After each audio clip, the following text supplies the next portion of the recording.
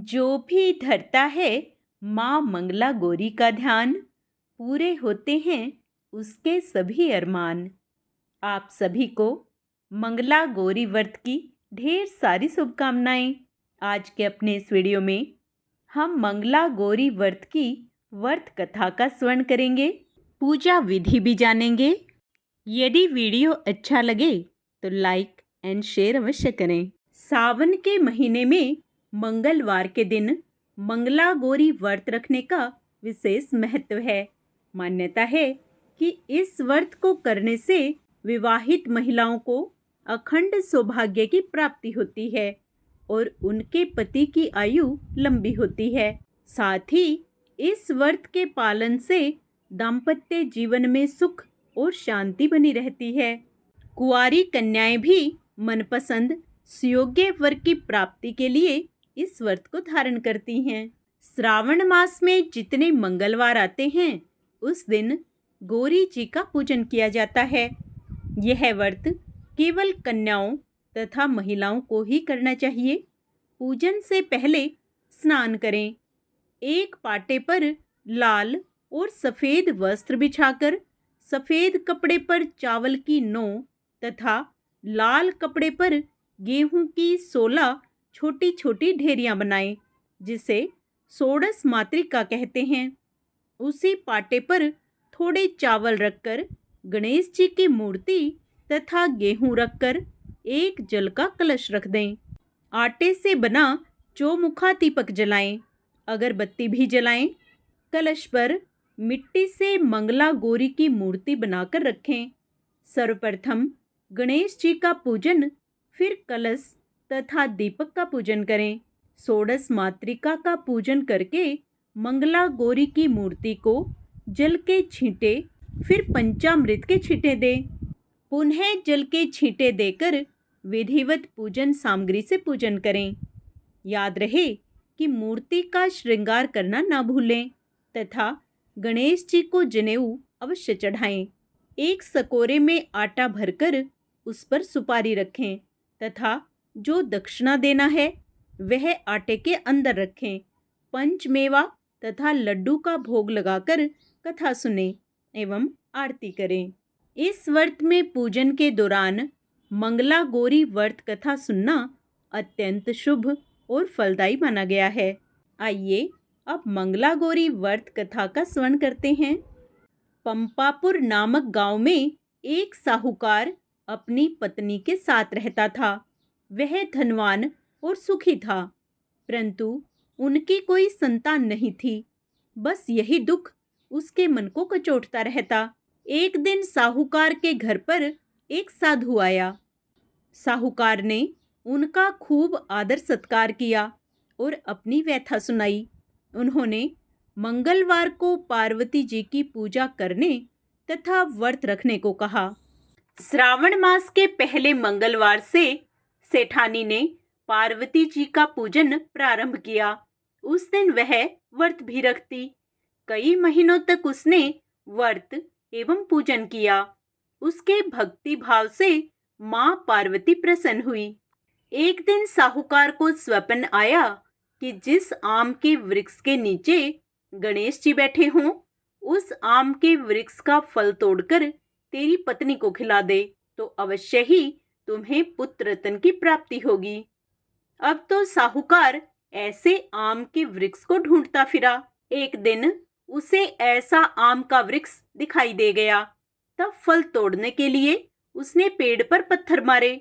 आम का फल तो प्राप्त हो गया, परंतु गणेश जी को पत्थर लग जाने से उन्होंने श्राप देते हुए कहा, हे स्वार्थी मनुष्य, तूने अपने स्वार्थ के कारण मुझे चोट पहुंचाई है, अतः तुझे भी एक ऐसी ही चोट लगेगी। माँ पार्वती के आशीर्वाद से तुझे पुत्र रत्न की प्राप्ति तो होगी, परंतु वह सर्प दंश के कारण 21 वर्ष की आयु तक ही जीवित रहेगा। ऐसी वाणी सुनकर साहूकार घबरा गया। उस साहूकार ने आम का फल अपनी पत्नी को खिला दिया, परंतु गणेश जी के श्राप देने वाली बात नहीं बताई। 9 माह बाद एक सुंदर बालक का जन्म हुआ। उसका नाम मनु रखा गया। उन्होंने मनु के लाड प्यार में कोई कमी नहीं रखी। धीरे धीरे मनु 20 वर्ष का हो गया। वह अपने पिता के साथ व्यापार करने जाता। एक दिन व्यापार करके लौटते समय दोनों पिता पुत्र भोजन करने के निमित्त एक गांव के पास तालाब के किनारे पेड़ की छांव में बैठ गए और भोजन करने लगे। तदंतर उस गांव की 2 लड़कियां उस तालाब पर कपड़े धोने आई। वे लड़कियां नव यौवना की भांति हंसमुख, फुर्तीली एवं उच्च सभ्य घर की प्रतीत हो रही थी। कपड़े धोते समय वे आपस में वार्तालाप करती जाती। उनमें से कमला ने कहा, क्यों री मंगला, तुझे याद है मैं कब से मंगलवार को मंगला गौरी का व्रत करती हूँ। अब तो अगले मंगलवार व्रत का उद्यापन भी करूंगी। इस व्रत के करने से मुझे मेरे मन लायक पति मिलेगा और सुख चैन से रहूंगी। ऐसा कहते हुए कमला ने आगे कहा, मंगला, तू भी अगले साल श्रावण मास से पहले मंगलवार से व्रत करना चालू कर देना, तो तुझे भी मनपसंद वर मिलेगा। इस व्रत को करने से पति की आयु भी बढ़ती है। तब तो मंगला भी व्रत करने को राजी हो गई। पेड़ के नीचे भोजन करते समय वे दोनों पिता पुत्र उन लड़कियों की बातचीत सुन रहे थे। उन लड़कियों के वार्तालाप से सेठ जी ने समझ लिया कि कमला नाम की लड़की अपने पुत्र के विवाह के लिए सर्वथा उपयुक्त है। सेठ जी ने अपने पुत्र की मनोभावना जानने के लिए पुत्र से कई तरह की बातें कही। पुत्र भी अपने पिता के विचारों से सहमति प्रकट करता। अतः सेठ जी ने अपने पुत्र का कमला के साथ विवाह करने का निश्चय कर लिया और सोचा कि ऐसा होने पर मेरे पुत्र की आयु बढ़ सकती है और कोई अनहोनी घटना भी टल सकती है। अब पिता पुत्र कमला के पीछे पीछे उसके घर गए। कमला के पिता भी नामी साहूकार थे। सेठ जी ने कमला के पिता से अपने पुत्र के विवाह के बारे में बातचीत की। वे कमला का विवाह मनु के साथ करने को सहमत हो गए। शुभ मुहूर्त में बड़ी धूमधाम से उनका विवाह संपन्न हुआ। दोनों ने पति पत्नी के रूप में संसार चलाना आरंभ किया तो घर में आनंद का वातावरण रहने लगा। कमला ने ससुराल में आकर भी मंगला गौरी का व्रत नियम अनुसार चालू रखा, जिससे माता पार्वती एक दिन कमला को स्वप्न में दर्शन देकर कहने लगी, मैं तेरे व्रत से प्रसन्न हूँ, लेकिन तेरे पति की आयु बहुत कम है। अगले महीने मंगलवार को एक सर्प तेरे पति के प्राण लेने आएगा, लेकिन तू घबराना नहीं। सर्प के लिए एक प्याले में मीठा दूध रखना, उसके पास एक खाली मटकी रख देना। सांप दूध पीकर अपने आप मटकी के अंदर बैठ जाएगा। तब तू जल्दी से उस मटकी का मुंह कपड़े से बांध देना और उसे जंगल में छोड़ आना। इससे तेरे पति के प्राण बच जाएंगे। अब मंगलवार का दिन आया। कमला ने किसी को कुछ नहीं बताया और माता पार्वती के कहे अनुसार सारा कार्य कर दिया। माँ पार्वती की कृपा से कमला के पति के प्राण बच गए। इस प्रकार व्रत के प्रभाव से मनु दोष मुक्त हो गया।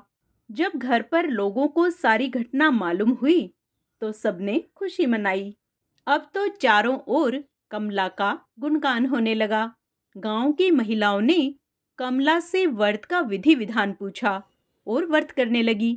कमला ने भी अगले मंगलवार विधि विधान से कमला गौरी व्रत का उद्यापन भव्य रूप से कराया। ब्राह्मणों को भोजन करा, यथेष्ट दक्षिणा देकर उनका आशीर्वाद लिया। मंगला गौरी का व्रत लगातार 5 वर्ष करने के बाद उद्यापन करें। अपनी सामर्थ्य के अनुसार महिलाओं को भोजन कराकर सुहाग सामग्री दें। इससे माँ मंगला आपसे प्रसन्न होंगी। वे आपके सुहाग की लंबी आयु होगी। जय मंगला गौरी माँ। आज मंगलवार का दिन होने के कारण मंगलवार व्रत कथा का स्मरण करते हैं। एक समय की बात है, एक ब्राह्मण दंपति की कोई संतान नहीं थी, जिस कारण वह बेहद दुखी थे। एक समय ब्राह्मण वन में हनुमान जी की पूजा के लिए गया। वहां उसने पूजा के साथ महावीर जी से एक पुत्र की कामना की। घर पर उसकी पत्नी भी पुत्र की प्राप्ति के लिए मंगलवार का व्रत करती थी। वह मंगलवार के दिन व्रत के अंत में हनुमान जी को भोग लगाकर ही भोजन करती थी।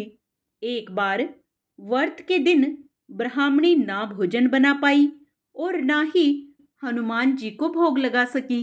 उसने प्रण किया कि वह अगले मंगलवार को हनुमान जी को भोग लगाकर ही भोजन करेगी। वह भूखी प्यासी 6 दिन तक पड़ी रही। मंगलवार के दिन वह बेहोश हो गई। हनुमान जी उसकी निष्ठा और लगन को देखकर बहुत प्रसन्न हुए। उन्होंने आशीर्वाद स्वरूप ब्राह्मणी को एक पुत्र दिया और कहा कि यह तुम्हारी बहुत सेवा करेगा। बालक को पाकर ब्राह्मणी अति प्रसन्न हुई। उसने बालक का नाम मंगल रखा।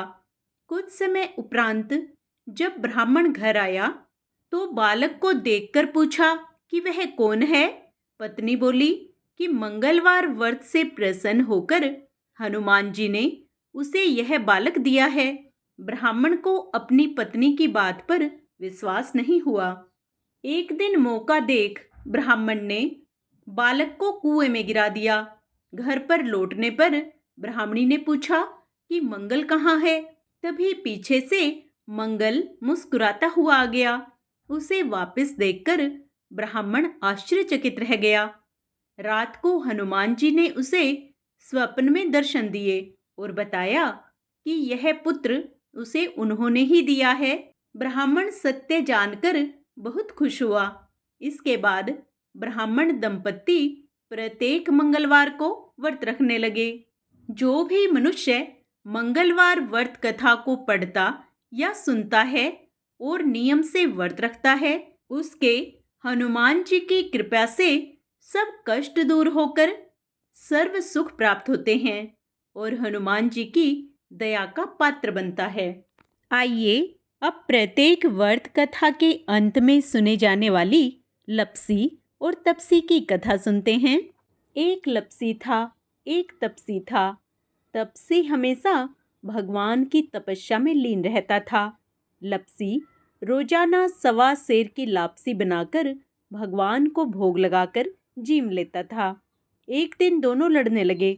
तपसी बोला, मैं रोज भगवान की तपस्या करता हूँ, इसलिए मैं बड़ा हूँ। लपसी बोला, मैं रोज भगवान को 1.25 सेर लापसी का भोग लगाता हूँ, इसलिए मैं बड़ा हूँ। तभी नारद जी वहाँ से गुजर रहे थे। दोनों को लड़ता देखकर उनसे पूछा कि तुम क्यों लड़ रहे हो। तपसी ने खुद के बड़ा होने का कारण बताया और लपसी ने अपना कारण बताया। नारद जी बोले, तुम्हारा फैसला मैं कर दूंगा। दूसरे दिन लपसी और तपसी नहाकर अपनी रोज की भक्ति करने आए तो नारद जी ने छुपकर 1.25 करोड़ की एक एक अंगूठी उन दोनों के सामने रख दी। तपसी की नज़र जब अंगूठी पर पड़ी तो उसने चुपचाप अंगूठी उठाकर अपने पैर के नीचे दबा ली। लपसी की नज़र अंगूठी पर पड़ी लेकिन उसने ध्यान नहीं दिया। भगवान को भोग लगाकर लापसी खाने लगा। नारद जी सामने आए तो दोनों ने पूछा कि कौन बड़ा। तो नारद जी ने तपसी से खड़ा होने को कहा। वो खड़ा हो गया और उसके नीचे दबी अंगूठी दिखाई पड़ी। नारद जी ने तपसी से कहा, तपस्या करने के बाद भी तुम्हारी चोरी करने की आदत नहीं गई, इसलिए लपसी बड़ा है और तुम्हें तुम्हारी तपस्या का कोई भी फल नहीं मिलेगा। तपसी शर्मिंदा होकर माफी मांगने लगा। उसने नारद जी से पूछा, मुझे मेरी तपस्या का फल कैसे मिलेगा। नारद जी ने कहा, यदि कोई गाय और कुत्ते की रोटी नहीं बनाएगा तो फल तुझे मिलेगा। यदि कोई ब्राह्मण को भोजन करवाकर दक्षिणा नहीं देगा तो भी फल तुझे मिलेगा। यदि कोई साड़ी के साथ ब्लाउज नहीं देगा तो फल तुझे मिलेगा। यदि कोई दिए से दिया जलाएगा तो फल तुझे मिलेगा। यदि कोई सारी कहानी सुने लेकिन तुम्हारी कहानी नहीं सुनेगा तो भी फल तुझे ही मिलेगा। उसी दिन से हर व्रत कथा कहानी के साथ लपसी तपसी की कहानी भी सुनी और कही जाती है। आइए अब मंगला गौरी माँ की आरती करें। जय मंगला गौरी माता, जय मंगला गौरी माता, ब्रह्मा सनातन देवी, शुभ फल की दाता। ओम जय मंगला गौरी माता। हरि कुल पद्मा विनाशिनी, जय सेवक त्राता, जग जीवन जगदम्बा, हरि हर गुण गाता। ओम जय मंगला गौरी माता। सिंह को वाहन साजे, कुंडल है साथा, देव वधू जह गावत नृत्य करता था। ओम जय मंगला गौरी माता। सतयुग सील सुसुंदर, नाम सती कहलाता, हेमांचल घर जनमी, सखियन रंग राता। ओम जय मंगला गौरी माता। शुंभ निशुंभ विदारे, हेमांचल स्याता, सहस भुजा तनु धरि के, चक्र लियो हाथा। ओम जय मंगला गौरी माता। सृष्टि रूप तुम्ही जननी, शिव संग रंग राता, नंदी भृंगी बिन लाही, सारा मद माता। ओम जय मंगला गौरी माता। देवन अर्ज करत हम, चित को है लाता, गावत दे दे ताली, मन में रंग राता। ओम जय मंगला गौरी माता। सृष्टि रूप तुम्ही जननी, शिव संग रंग राता, नंदी भृंगी बिन लाही, सारा मद माता। ओम जय मंगला गौरी माता।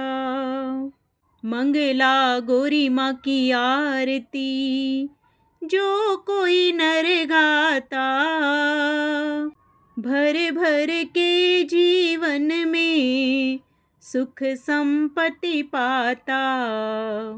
ओम जय मंगला गौरी माता। मंगला गौरी माँ की जय।